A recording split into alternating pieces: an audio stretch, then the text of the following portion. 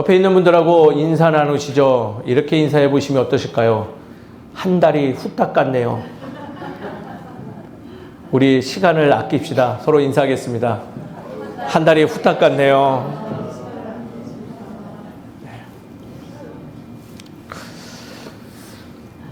예, 뭔가 저 혼자 상상하길 이번 주는 좀 썰렁할 거라고 생각했는데 참 반가운 얼굴들도 보이고 모두 다 자리를 지켜주셔서 참으로 넉넉한 그런 예배의 모습이 되는 것 같습니다.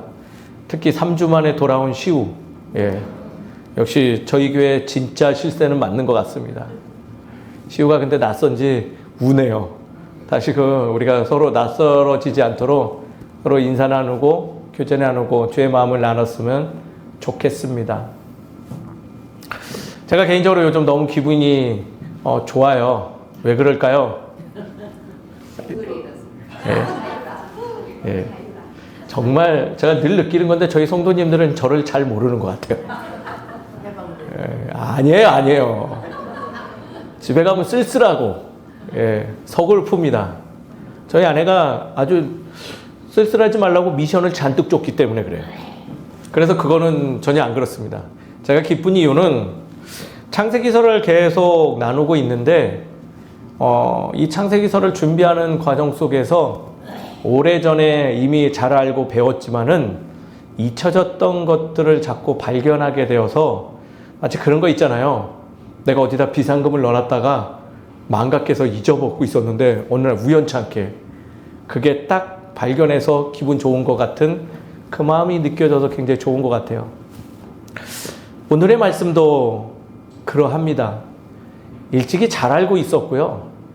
일찍이 배웠고 잘 생각해 보니 약 15년 전에 학생부를 지도하면서 아이들에게 나눴던 말씀인데 참 왜 이제서야 다시금 또 기억나는지라는 생각이 되곤 합니다. 아마 오늘 설교는 오늘에서 끝나지 아니하고 다음 주 그리고 그 다음 주의 설교까지 계속 이어지는 어떤 시리즈 같은 말씀으로 이어질 것 같아요. 11장 바벨탑 사건, 12장 아브라함의 등장까지 계속 이어지니 오늘 기초되는 이 말씀, 사실 지난주 9장의 말씀부터 조금씩 확장되어지고 연장되는 말씀이니 그것을 잘 염두에 두고 말씀을 접근하셨으면 좋겠습니다. 지난주 우리는요, 창세기 9장을 통해서 하나님께서 노아와 맺으신 언약들을 나누어 보았습니다. 기억나시는가요? 기억나세요? 예, 표정을 보니 전혀 기억이 안 나는. 혹시 이 말 하면 기억나실 거예요. 조절과 균형. 기억나실까요? 하나님께서 새하늘 새 땅을 허락하시며 그 땅을 살아가는데 그냥 마냥 자유를 만끽할 것이 아니라 자유는 누리되 뭐하라고요? 조절과 균형으로 참으로 기뻐할 수 있는 하나님의 나라를 우리의 삶에 완성할 것을 촉구하셨죠. 근데 그게 쉬운 일일까요? 한번 잘 생각해 보셔야 될 것 같아요. 홍수 이후의 세상은 어떠했을 거라고 생각하십니까? 참 이 부분이 중요한 부분으로 우리에게 다가와요. 홍수 이후의 세상은요, 이전보다 더 안전해지고 안락한 세상이 아니라 사실은 만만치 않은 세상이 놓여져 있어요. 말이 좋아 새하늘과 새 땅, 새로운 시대이지 앞에 펼쳐진 것들은 아마 만족하지 못할 그러한 모습이었습니다.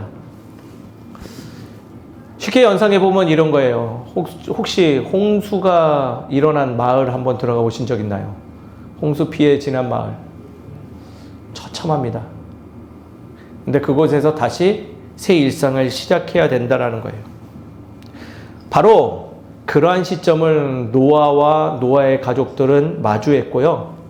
그 가운데 하나님 맺으신 언약은 어쩌면 복이라고 느껴지기보다는 더 무거움으로 다가왔을지도 몰라요.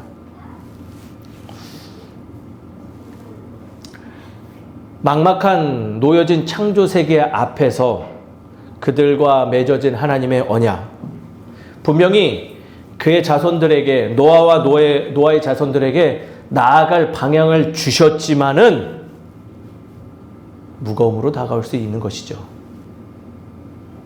그래서 그 무거움으로 자칫 어떠한 일이 벌어질 수 있냐면 방금 전에 맺어진 하나님께서 이 노아와 노아 가족들과 맺은 언약을 망각할 수 있는 일이 있다라는 거예요.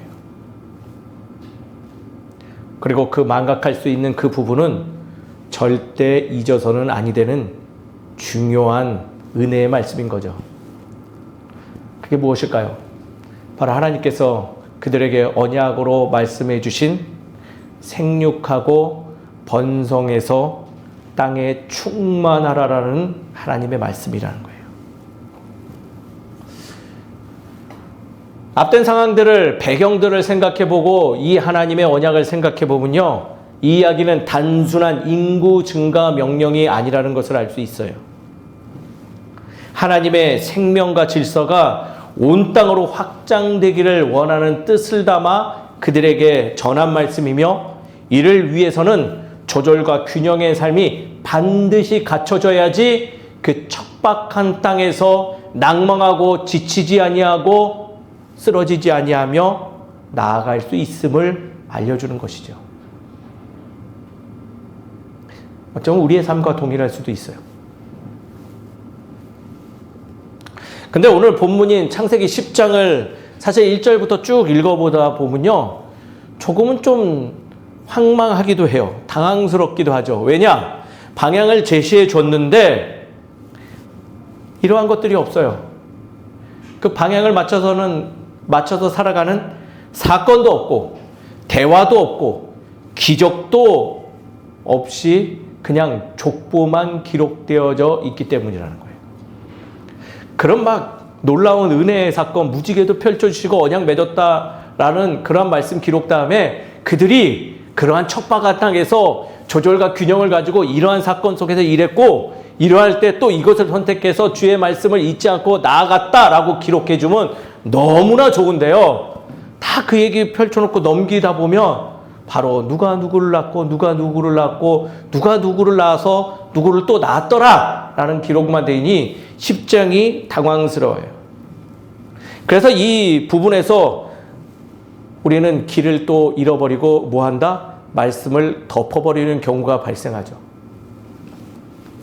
그저 이름과 이름, 족보와 민족의 나열만 이어지니 묻지도 아니하고 이 말씀에 대한 의중을 살펴보기보다는 덮어놓고 다음에 읽어야지라는 마음이 더 많다라는 거예요. 그러나 10장에서 말씀은 우리에게 중요한 질문을 던지고 있습니다. 그것을 발견하는 게 신앙의 눈이에요. 바로 이것이죠. 하나님의 뜻은 언제 가장 분명하게 이루어지는가를 묻는 질문이 있어야 된다는 거예요. 놀랍게도 아무것도 기록되지 않은 것 같은 창세기 10장은요, 우리들에게 그 질문과 더불어서 마치 정답을 알려주듯이 우리에게 이야기해요. 그것은 바로 사람의 말과 뜻이 아니라 도리어 조용하고 잠잠해질 때 하나님의 뜻이 가장 명확하고 정확하게 성취된다라는 것을 암묵적으로 우리에게 이야기하고 있다는 거예요. 뭐한다? 그 척박한 순간에 우리의 생각과 우리의 말들이 아니라, 즉 준비되어지지 않은 얄팍한 생각과 불필요한 말들이 아니라 오히려 그것이 잠잠해질 때 하나님의 은혜는, 하나님의 섭리는 드러난다라고 이야기하고 있다는 거예요. 왜 그러한지 오늘의 말씀 좀 더 깊이 살펴보시죠. 창세기 10장은요, 흔히들 이렇게 부릅니다. 민족의 계보라고 불러요. 민족의 계보. 노아의 세 아들 셈, 함, 야벳 자손들이 각기 지역과 언어와 민족으로 퍼져나가는 과정을 기록하고 있는 내용이에요. 이러한 본문에는 반복되는 표현이 하나 있어요. 반복되는 표현. 혹시 찾아보셨나요? 바로 각기 그들의 땅과 언어와 종족과 나라대로 라고 반복되면서 나오죠. 이 표현은 단순한 우연이 아니에요. 하나님께서 9장에 말씀하신 그 내용에 따라서 기록하고 있음을 우리는 알아야 돼요. 바로 어떤 거죠? 바로 땅에 충만하라라는 그 언약의 말씀대로 명령에 따라 이들이 각기 종합이 아니라 각자가 그들의 땅과 언어와 종족과 나라대로 살아가기 시작했다라는 거예요. 명령이 역사 속에서 실제로 작동하고 있음을 보여주는 아주 분명한 증거의 장이라는 거예요. 그냥 하나님 말씀, 충만하고, 땅에, 생육하고 번성해야지 라고 해서 그게 그렇게 됐다라는 게 아니라 그들이 그 말씀을 기억하며 각기 흩어져서 서로 일상 속에서 충만하고 하나님의 뜻대로 살아가는 삶을 살아가고 있었다라는 거예요. 또한 중요한 것은 이 과정 어디에도요, 드러나지 않는 것이 있어요. 바로 인간의 계획이나 선언 등이 등장하지 않고 있다는 거예요. 즉 이런 것들이 없죠. 야, 우리는 이렇게 하자. 너는 이렇게 해. 야, 이곳에 내가 머물 테니 너는 저기에 머물러. 또 우리가 여기에서 우리의 이름 이렇게 하자. 너는 이런 이름 하는 게 좋겠는데 우리는 뭐 이렇게 해보자. 저렇게 해보자. 그런 내용 하나도 없어요.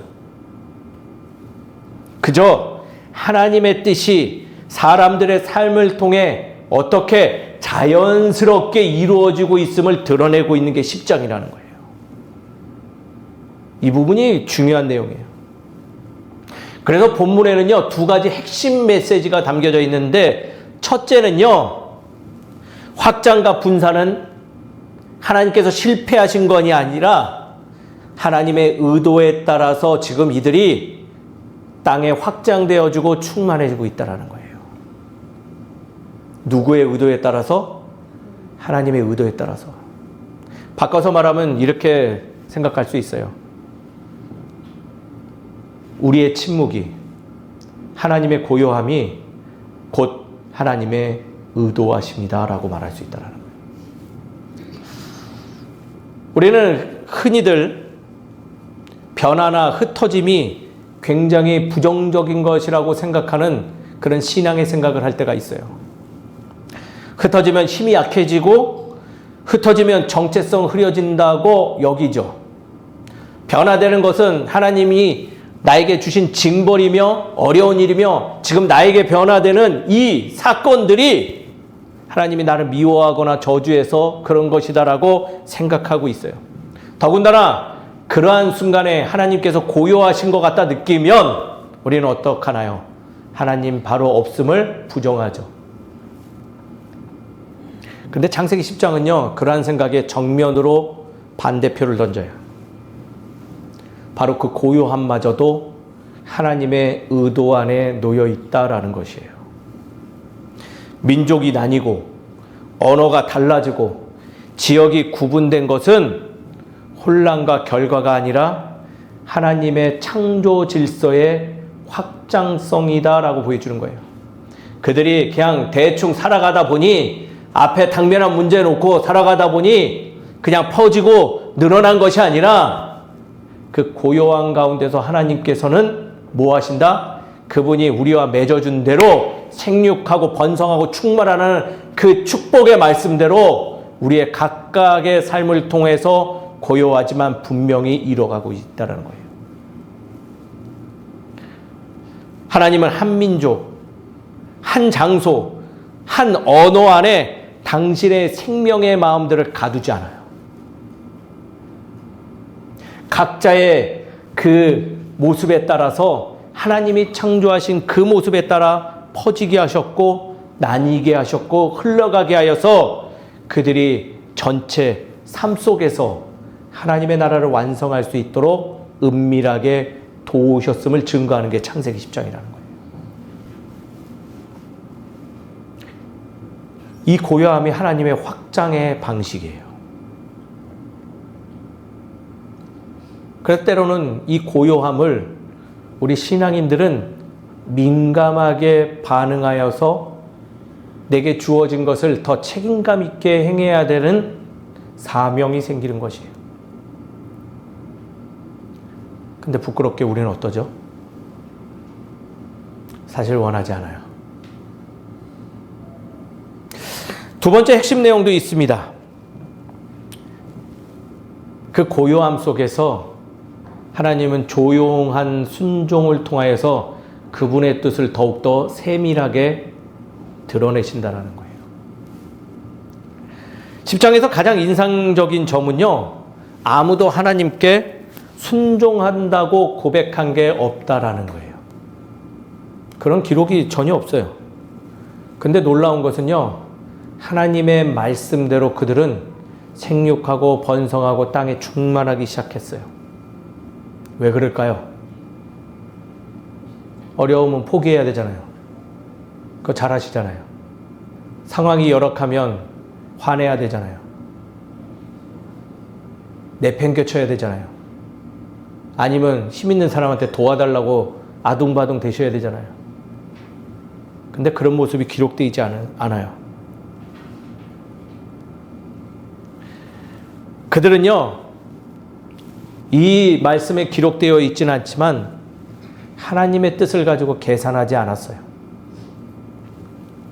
하나님의 명령을 재해석하지도 않았으며 하나님께서 제시한 방향 앞에서 머뭇거리지도 않았음을 이 이후의 말씀을 통해서 보여주죠. 즉, 온전하게 주께서 알려주신 대로 순종하며 살아간 것들을 지금 녹아서 기록하고 있는 거예요. 이것이 말씀이 말하는 가장 원초적이고 순결한 순종의 모습이라 기록되어져 생각합니다. 즉, 우리의 일상이 아무리 조용하다 할지라도 이미 나의 일상은 그분의 손에 있음을 기억하면서 그 뜻을 이루고자 성실하게 살아가는 모습, 기독교 신앙 안에서는요, 이것을 바로 순종이라고 말해요. 명령한 것을 무조건 따르는 것을 순종이라 하기보다는 그분의 마음을 먼저 알아서 내가 자발적으로 참여하는 모습, 그것이 바로 무엇이다? 순종이라는 거예요. 그렇기 때문에 우리의 일상은 소중한 거예요. 내가 원하는 게 아니라 할지라도, 원하는 상황과 원하는 일들이 일어나지 않더라도 이 일상은 내게 소중한 거예요. 왜냐? 주께서 인도하심을 내가 알아 그분의 뜻대로 하루하루를 감당하며 살고 있기 때문이라는 거죠. 지금 전하는 저의 이 설교 내용은요, 저희들 모르는 거 아니에요. 다 알고 있는 내용들인 것이죠. 그럼에도 불구하고요, 우리는 이러한 조용한 순종과 하나님의 은밀하신 확장에 대해서도 익히 알고 있음에도 불구하고 우리가 원하고 우리가 즐겨하는 것은 무엇이냐면 한 자리에만 머물려고 하는 아주 얄팍한 마음이 있음을 우리는 발견해요. 오늘 말씀을 잘 이해하고 충분히 내 안에 녹아놓는다면 참 나의 일상 속에서 주의 뜻이 어떻게 이루어질까를 생각하며 하루하루를 성실하게 살아가야 될 텐데 그러지 않는다라는 거죠. 우리는 10장의 질문을 통해서, 10장의 내용을 통해서 이러한 질문이 생깁니다. 왜 우리는 이렇게 단순한 순종의 삶을, 하나님의 확장성을 받아들이지 못할까라는 질문이 떠오르죠. 왜일까요? 그것은 많은 핑계를 댈 수 있지만은 그 핑계의 공통점이 이 하나로 귀결됩니다. 복음을 잘 알고 있다 말하지만요, 우리는 그 복음의 삶에 들어가기를 주저하기 때문이라는 거죠. 오늘 많은 성도님들이 복음은 잘 알고 있어요. 아닌가요? 어떨 때는 목회자보다도 더 잘하는 것 같아요. 근데요, 한 가지 명확하게 하시죠. 잘 알고 있는 복음의 삶은요, 살지 않으려고 아주 발버둥을 치세요. 은혜는 말하지만 여전히 자신을 증명하려고 몸부림치죠. 사명을 말하지만 안전한 자리에서 벗어나지 않으려고 늘 자기가 만들어 놓은 선 안에 머물러요. 하나님 믿는다 말하지만요, 믿기는커녕 내 통제권을 내려놓을 생각이 털끝만큼도 없는 그러한 순간을 발견할 때 많아요. 그래서 우리는 말씀에 순종해서 일상에서 확장보다는 정착을 더 즐겨하며 보내심보다는 이 자리에 머무는 것을 선택하고 더 나아가 내게 익숙한 것만 하려고 하는 아주 교만한 마음이 자리 잡죠.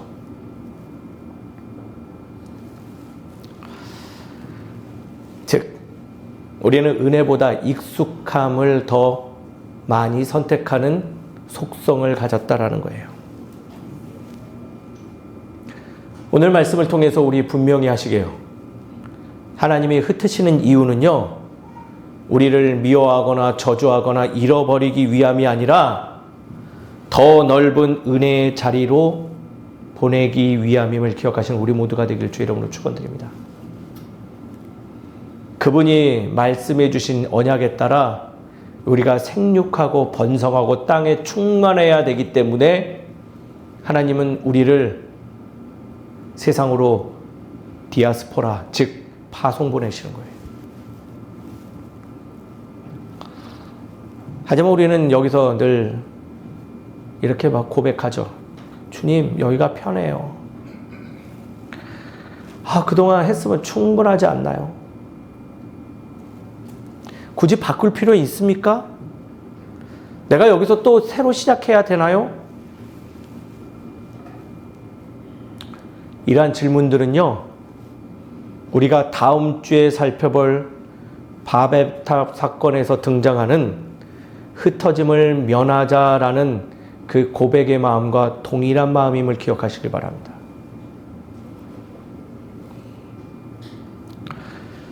일상에서 은혜를 정면으로 거부하는 모습이에요.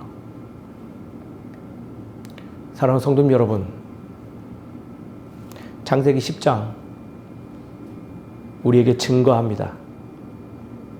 그 척박한 땅에서 하나님은 우리가 인지하지 못하는 그 순간에도 우리의 삶을 주의 나라로 확장시키고 계심을 이야기하며 그것을 그 하나님 아버지의 마음을 발견한 조용한 순종을 통해서 그 나라는 더욱더 세상으로 세밀하게 드러나고 있음을 말하고 있음을 기억하는 우리 모두가 되기를 주의 이름으로 축원드립니다. 그럼 오늘의 말씀을 기억하며 우리는 어떻게 살아감이 중요할까요? 첫 번째는요, 하나님이 허락하신 자리 이동을 은혜로 받아들이십시오. 뭐라고요? 하나님께서 허락하신 자리 이동, 즉 일상을 은혜로 받아들이십시오. 여기서 일상이라 하면 좋고 나쁨이 아니라 우리의 모든 삶 전체를 말합니다. 즉 아픔도 포함해서 은혜로 받아들여야 된다는 거예요. 직장의 변화, 관계의 변화, 역할의 변화, 상황의 역전들, 이건 실패의 신호 아니에요. 하나님이 새로운 확장을 준비하는 자리됨으로 생각을 전환하는 우리 모두가 되길 주 이름으로 축원드립니다. 신앙의 삶에 밀접하게 관계된 사건들인 거예요. 늘 동일한 것만 할 수 없으며 늘 한자리에 머물러 있을 수도 없고, 즉 변화를 유연하게 받아들이고자 노력하는 거예요. 나는 싫어요. 나는 아직 안 돼요. 그게 아니라 주께서 허락하신 것이라는 것을 믿으며 그 변화에 적극적으로 참여하는 우리가 돼야 돼요. 변화 없는 신앙의 자세들, 우리의 신앙생활을 보면 너무 많아요. 지난주, 이번 주, 다음 주도 한결같은 분들 넘쳐나요. 교회 안에 있죠. 옆 교회도 있고, 저기 너머 교회도 있고, 우리 교회도 있어요. 한편으로는 그들이 좋게 평가되기도 해요. 이렇게 꾸준하고 한결같은 신앙을 가지신 분이라고 평가되죠. 하지만 그 안을 좀 더 세밀하게 살펴보아야 될 부분이 있습니다. 꾸준하고 한결같은 신앙의 자세, 그것은 좋고 칭찬받아 마땅하지만 그 안에 혹시 이러한 마음들 없나요?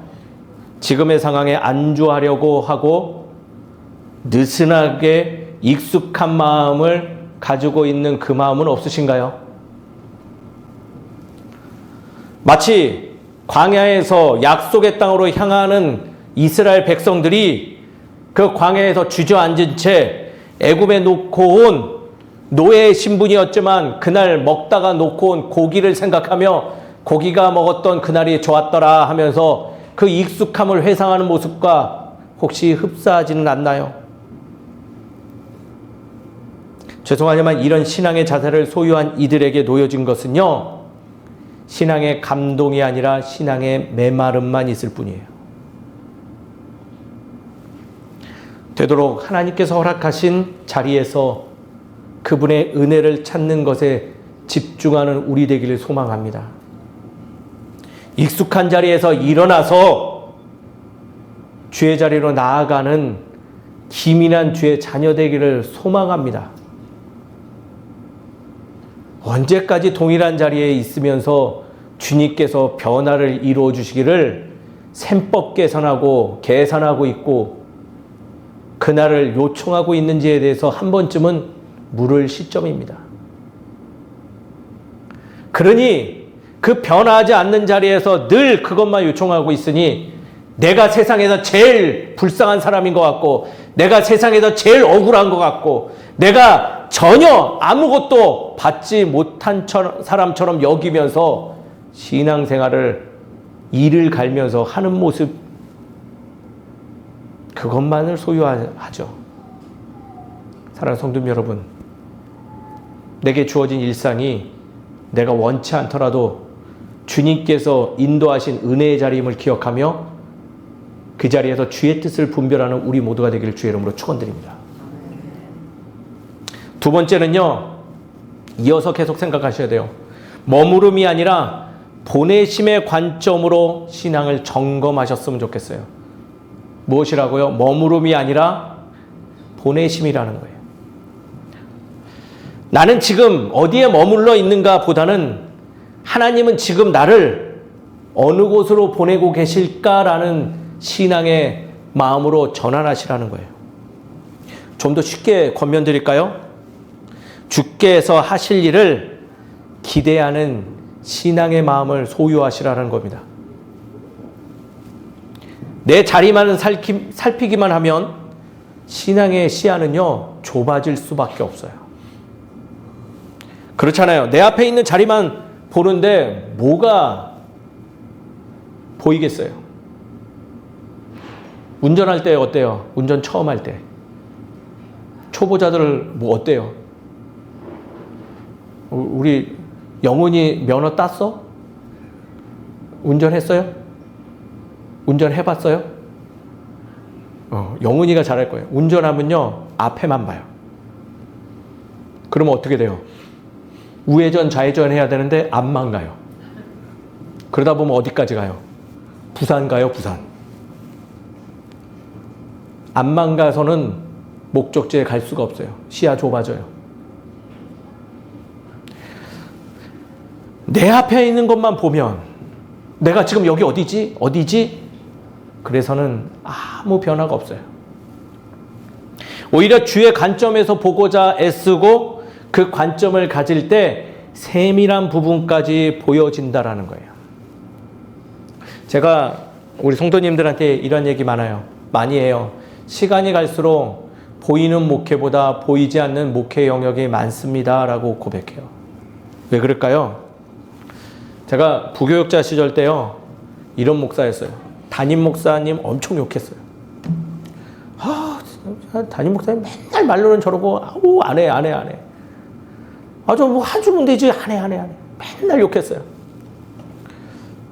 또, 자녀 때는요, 효자는 아니었던 것 같아요.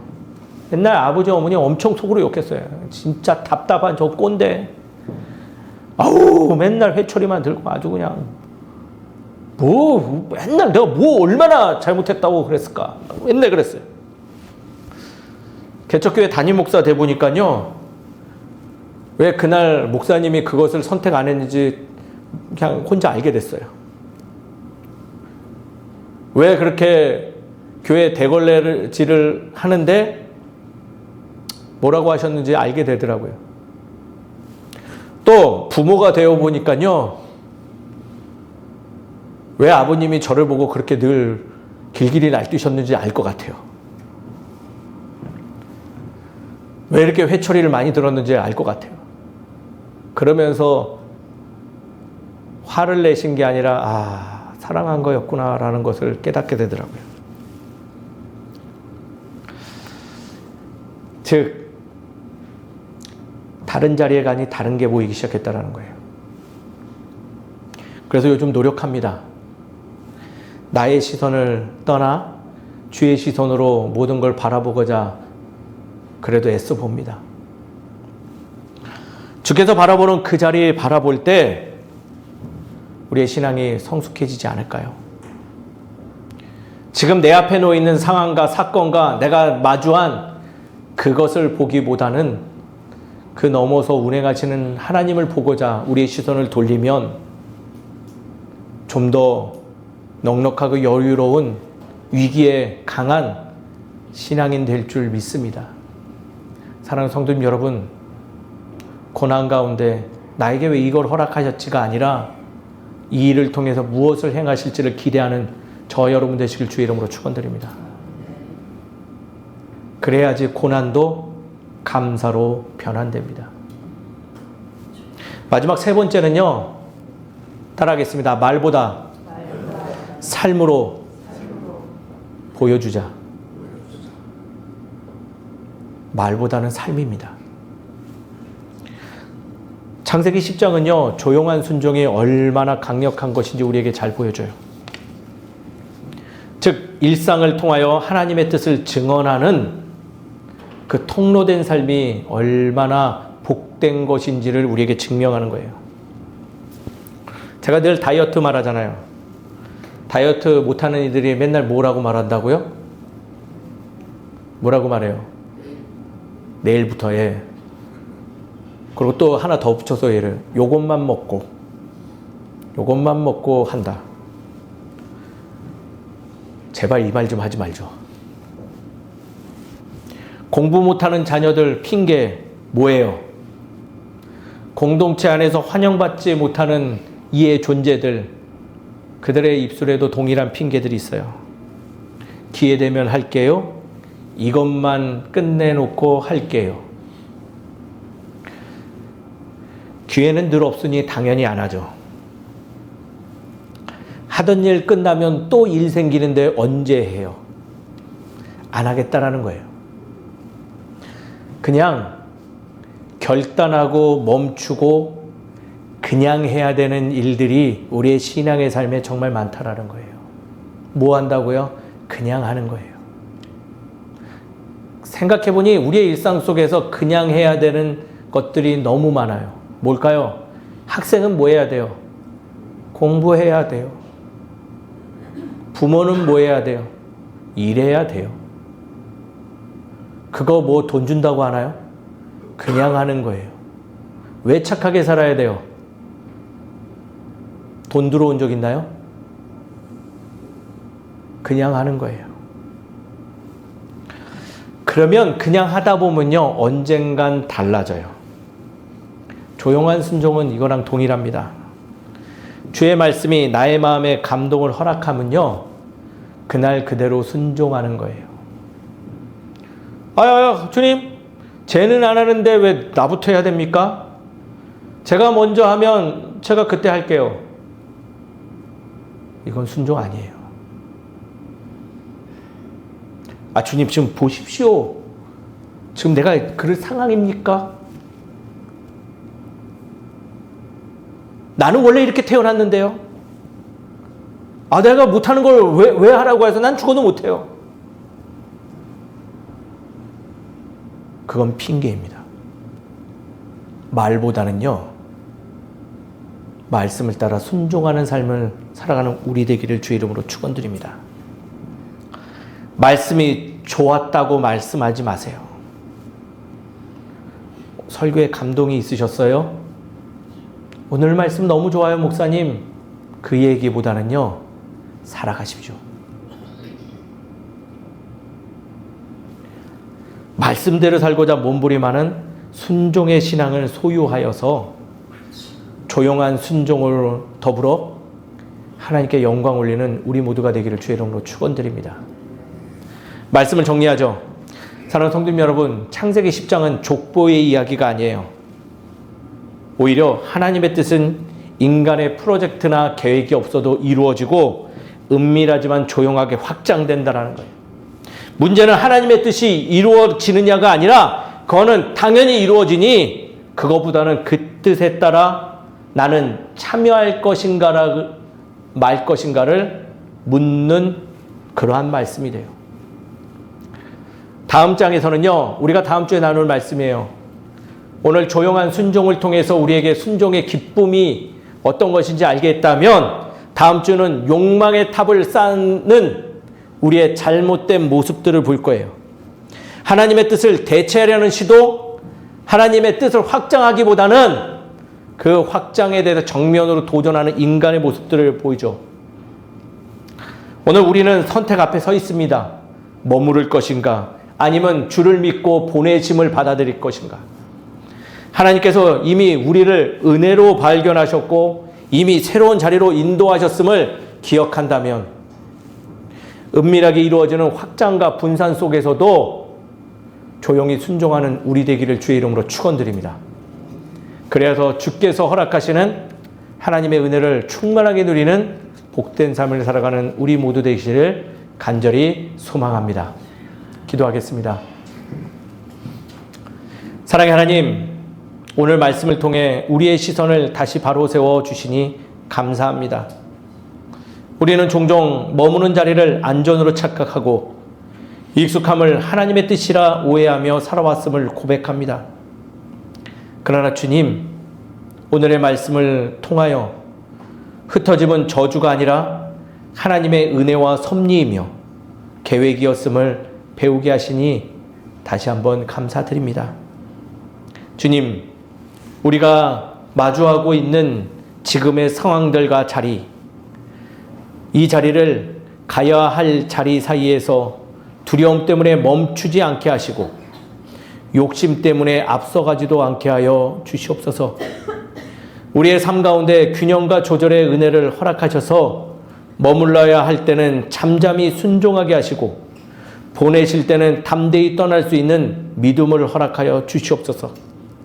흩어져 살아가는 우리의 일상 속에서도 주의 이름을 잊지 않게 하여 주시옵시고 그 상황 속에서도 오히려 주님의 말씀을 따라 많은 이들과 함께 나누고 함께 섬기며 배려와 헌신의 모습으로 살아가는 주의 자녀된 모습을 소유하게 하여 주시옵소서.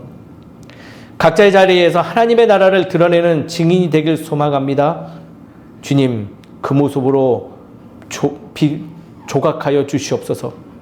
우리의 계획보다 크신 하나님의 뜻을 신뢰합니다. 그리고 우리를 기억하시는 당신의 마음도 잘 알고 있사오니 주님, 우리의 삶을 사용하여 주시옵소서. 이 모든 것을 기억하며 귀한 예물 준비하여 주께 올려드립니다. 그 안에 담긴 마음은 주께서 흠량하시되 그 예물은 참으로 귀한 곳에 사용되게 하여 주시옵시고 준비한 자와 그 은혜를 누리는 모든 이들이 주의 사랑을 충만하게 누리게 하여 주시옵소서. 이 모든 것을 주님께서 인도하시고 함께 해주실 줄 믿사옵고 예수 그리스도 이름으로 기도드립니다. 아멘.